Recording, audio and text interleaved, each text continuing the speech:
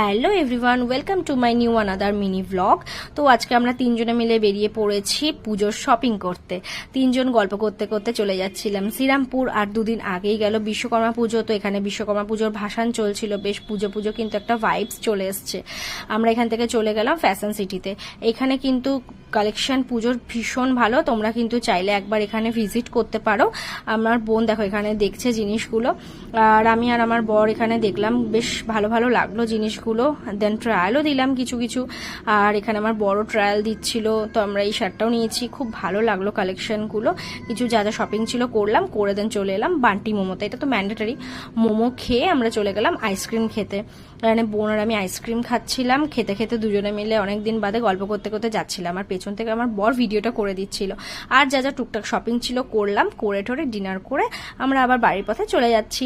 তো আমার এই ভিডিওটা যদি তোমাদের ভালো লেগে থাকে দেন লাইক, কমেন্ট আর